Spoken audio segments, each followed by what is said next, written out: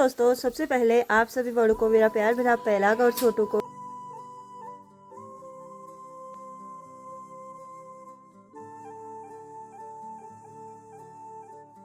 गीला किया जा रहा है पाइप से। कैसा चितारे हो काम करने में। तो गाइस मैंने सिर में टल्ला बांध लिया है और हाथ में शरीर पकड़ लिए हैं और कमर पे ऐसे दथुल बांध लिया है। हेलो दोस्तों, सबसे पहले आप सभी बड़ों को मेरा प्यार भरा पहलाग और छोटों को ढेर सारा प्यार और आशीर्वाद। मैं दीपा स्वागत करती हूँ अपने YouTube channel Deepa Karki blogs में। कैसे हो? आशा उम्मीद करती हूँ कि सब बढ़िया होंगे। मैं भी एकदम मस्त हूँ। तो गाइस ब्लॉग की शुरुआत हो रही है अभी सुबह के 8 बजे से और अभी हम लोग लगे हुए हैं। ये देखिए पतिदेव जी वहाँ पे हैं। आज कर रहे हैं हम आंगन की लिपाई, क्योंकि जौ और मसूर हो गए हैं वहाँ पे निकाले हुए हैं और पूरा आंगन ऐसे साफ कर लिया है और यहाँ से यहाँ तक इसकी लिपाई करनी है। तो अब गेहूँ भी होने चालू हो गए हैं, वो है गेहूँ। तो मौसम बड़ा प्यारा हो रखा है। 2-3 दिन बारिश होने के बाद मौसम एकदम साफ है। ये देखिए एक बार ऐसे गीला किया जा रहा है पाइप से। कैसा चितारे हो काम करने में। तो गाइस आज तो मौसम बहुत सुंदर है, देखो क्लियर है, कहीं पर एक बादल का फुलक भी नहीं है। तो ये मेहनत शाम को बेकार जाने वाली है गाइस। ये हम लिपाई कर रहे हैं, बारिश आएगी तो फिर से करनी पड़ेगी, वरना 2-4 दिन तो ये अच्छा खासा रह जाता है। लिपाई नहीं करनी पड़ती है, वरना जब से ना और गेहूं हो रखे हैं तब से लगातार बारिश है। आज तक नहीं हुई थी, यही होता है ये। तो एक बार पूरी लिपाई कर लेते हैं, उसके बाद मिलते हैं। फाइनली दगड़ियों, हमने अपने पूरे पटांगण की यानी कि घर के आंगन की लिपाई कर दी है और अभी बहुत ज़्यादा सुंदर ये लग रहा है। और मेरे नाखूनों पे ना इतनी सारी मिट्टी भर गई है तो अब काटने पड़ेंगे। देख सकते हो बहुत ज़्यादा प्यारा लग रहा है कुछ इस तरीके से। अब यहाँ पे ना जो ये है मसूर, ये है जौ, इनको चूटेंगे। तो ये मसूर है और ये सारे डुक्के में जौ टीप रखे हैं। ये अब बचे हुए हैं गेहूँ। तो इनमें मैं अंतर बताती हूँ। ये जो डोके हैं ये बड़े बड़े हैं और जो ये ऊपर पे है ये छोटा है। तो इसको पोसोली बोलते हैं और इसको जो ये बड़े बड़े हैं इनको बयान बोलते हैं। तो इनका यूज हम लोग इतने में करते हैं, बस इनको टीपा और ऐसे के सिलाई भरा, उसके बाद फिर से इनको अंदर रख देंगे। जैसे ही अगले साल ऐसे जौ गेहूँ खेत से लाने पड़ेंगे फिर से इनको निकाला जाएगा। करीब इनको ना 20-25 साल से ज़्यादा हो गया होगा। तो देखिए इतने टाइम से हैं ये, और ये तो बहुत जल्दी टूट जाते हैं। और ये पोसोली का यूज हमेशा होता है, जैसे कि गोबर निकाला हमने खेत में पहुंचाया, उसका काम इसी से होता है और इनमें ये अंतर है। तो दोस्तों नाश्ता करके अभी मैं आ गई हूँ अपने खेत में गेहूँ टिपने के लिए। बाकी देखिए ये है पूरा खेत हमारा गेहूँ का और गेहूँ भी हो ही चुके हैं, देख सकते हो। और गेहूं के साथ साथ ना यहाँ पे मतलब गेहूं को सुअर ने इतना सारा तोड़ रखा है। यहाँ पे ये सारा सुअर ने पूरे गेहूं खा दिए हैं और थोड़े बहुत तो हरे हो रखे हैं और थोड़े थोड़े किनारे पे ना गेहूं हो रखे हैं, तो वही मैं टीप रही हूँ। तो जैसे कि आज चैत का महीना जो था, लास्ट महीने का लास्ट दिन आज है, कल से लग जाएगा बैसाख। और गाइस जब चैत का महीना शुरू हो रहा था तब मैंने एक रील बनाई थी इंस्टाग्राम में भी मेरी आईडी है दीपा कार्की ब्लॉग करके जाइए एक बार वो रील आप लोग भी देखिए जिसने नहीं देखा हुआ है। वरना जो चैत का महीना आयो आशा लगी रोना वाला वो रील है, वो रील मेरी देख ली है 2,02,000 लोगों ने।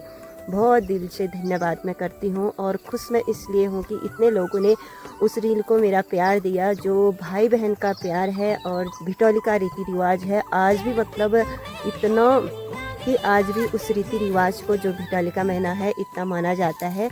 और उसमें कमेंट भी ना बहुत ज़्यादा प्यारे प्यारे आ रखे हैं, एक भी कमेंट गंदा नहीं आया, बहुत अच्छा उसमें कमेंट आ रखा था। और वो रील मेरा खास करके ना बहन के लिए था। और उस दिन जब शुरुआत में सारे लोग भिटौली जा रहे थे आ रहे थे तो मुझे एक दिन बहन की बहुत ज़्यादा याद आई और उस रील्स में बहुत सारे लोग रील बना रहे थे। ऐसे मुझे बहन की याद में मैंने वो गाना बनाया, मतलब वो रील्स मैंने बनाई और मैंने लिखा भी है और यहाँ पे लगा दूँगी मैं कि आज मुझे बहन की बहुत याद आई। तो जैसे कि मतलब बिटौली का महीना कैसा खास होता है और एक बहन दूसरी बहन को भी बिटौली दिया करते हैं। बहुत सारे लोग देते होंगे, बहुत सारे को पता होगा। तो ऐसे ही जो मेरी बाद वाली बहन है अब हमारे बीच नहीं है, तो हमारे बीच बहन तो नहीं है लेकिन जो उसकी यादें हैं वो हमारे बीच है। ऐसे ही मतलब मेरी साइड ही वो उसका ससुराल भी था, तो हम बातें करते थे कि हम एक दूसरे को बिटौली देंगे। तो वो सपना मेरा पूरा नहीं हुआ, वो सपना मतलब वैसी रह गया क्योंकि वो है ही नहीं, तो मैं कैसे बिटौली जाऊँ उसको। तो उसी की याद में मैंने वो रील बनाई हुई थी। तो अभी फ़िलहाल खेत में पहुंची हुई हूँ, तो धूप भी अच्छी खासी लगी हुई है। फटाफट से जितने भी गेहूँ यहाँ पे हो रखे हैं एक बार टीप लेती हूँ। और यहाँ पे देखिए प्रियांशु को, भाई इसको जो काम मैं करती हूँ वो काम इतना अच्छा लगता है। और देखिए अपने मन से ही पिछले साल की इसको कुछ ही याद है ऐसा करते हैं करके। एक बार तो कमर में बांधने वाला और दातुन नहीं लाया हुआ था, तो फिर से गया वो, और उसने तो अपनी पूरी तैयार कर ली है। और मैं करती हूँ भाई ऐसे ही कुछ करना पड़ेगा, कमर में दातुन बांधना पड़ेंगे, फिर जाके ये सरियड हम लोग इसको बोलते हैं, ऐसे टीपते हैं हम लोग गेहूँ को।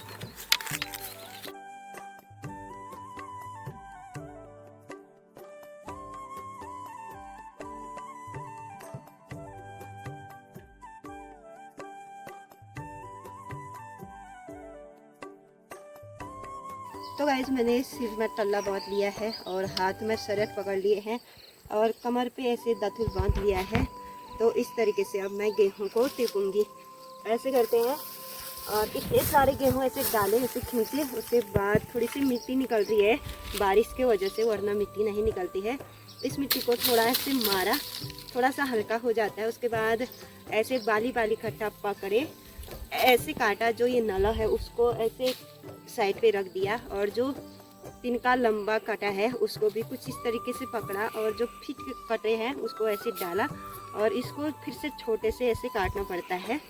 तो इस तरीके से गेहूं को टीपा जाता है। इस तरीके से थोड़ा जल्दी हो जाता है गेहूं टीपने के लिए, ऐसे सरियट से ना काफ़ी जल्दी होता है गेहूं टीपने के लिए। वरना एक बार जड़ से काटो, उसके बाद घर में भी ये छानने में ना बहुत ज़्यादा टाइम लग जाता है, और ये तो एकदम सटासट हो जाते हैं ऐसे करके।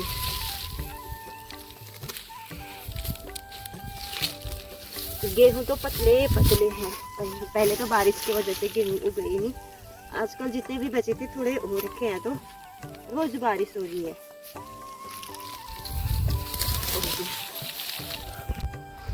तो आधा खेत मैंने गेहूं का टीप लिया है। उसके बाद आम के पेड़ के नीचे छाँव में मैं बैठी हुई हूँ, और यहाँ पे पानी और चाय, गुड़ वाली चाय आ गई है। अब एक बार पानी पीते हैं, फिर गर्मा गर्म चाय पीते हैं इतने धूप के साथ।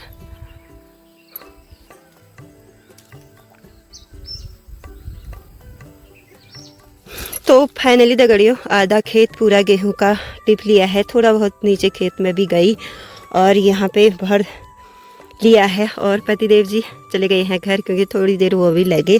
बस इतना ही टिप आई गेहूं को, क्योंकि बहुत ज़्यादा गंदे हो रखे थे, टूटे हुए थे इसलिए। तो धूप काफ़ी लग गई है, टाइम हो गया है 1 बजे का। अब घर की तरफ चलते हैं और इसको लगाती हूँ पीठ में।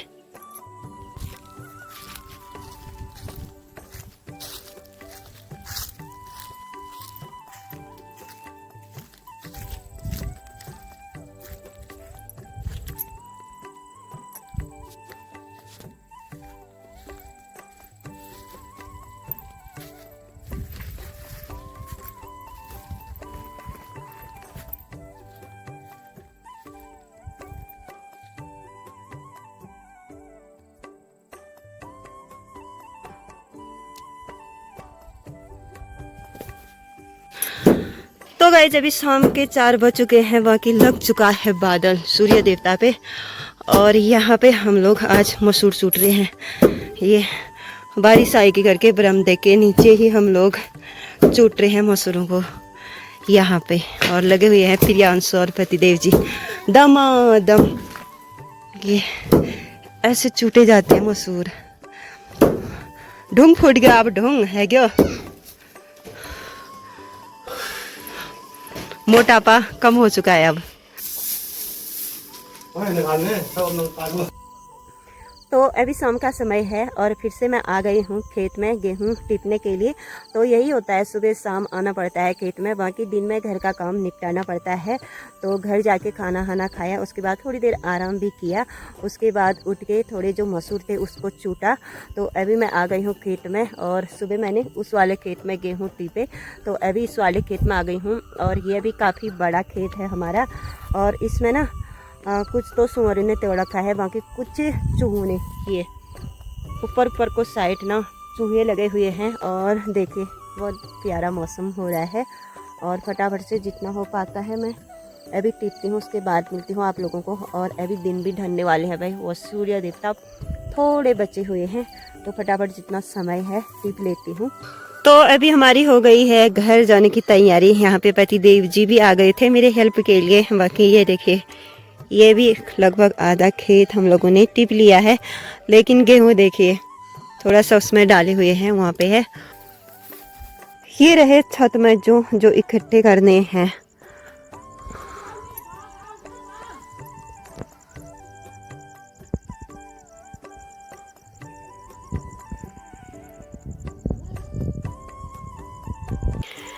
तो गाइस इकट्ठा तो कर लिया है हम लोगों ने और यहाँ पे बच्चे खेल रहे हैं। सोनम गिर गई है देख, और ये खेल रहे हैं।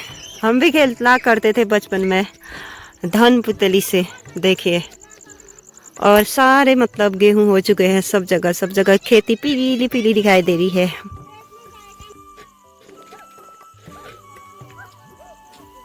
गाइस ये खेल हमेशा रहा, ये कुत्ते को परेशान करना, ऐसे सीखो गाइस ये।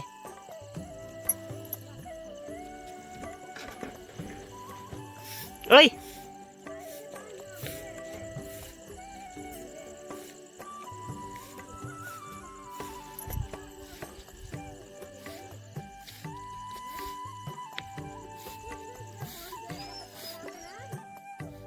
हाँ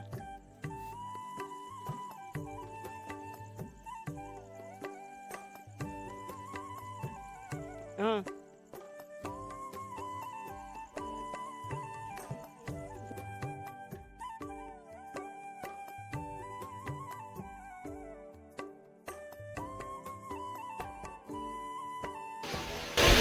तो गड़ी हो, अभी टाइम हो रहा है रात के 8 बज चुके हैं और अभी मैंने यहाँ पे पंखा चालू किया हुआ है। तो ये देखिए यहाँ पे पंखा मेरा चालू है और जो दिन में हम लोगों ने मसूर चूटे हुए थे अभी मैं इनको साफ़ कर रही हूँ, बता रही हूँ। ये देखिए, और सब जगह लाइटें ऑन हैं। तो काम के दिनों में ना मतलब रात को भी आधा काम करना पड़ता है, जैसे कि अभी मैं कर रही हूँ। तो थोड़ा बहुत और बचा है, तो अभी पता नहीं आधा 1 घंटा फिर से मेरे यहाँ पे काम है। तो आई होप आज का ब्लॉग आप लोगों को अच्छा लगा होगा। ब्लॉग यहीं पे मैं समाप्त करती हूँ, फिर मिलती हूँ नेक्स्ट ब्लॉग में। तब तक के लिए टाटा बाय बाय।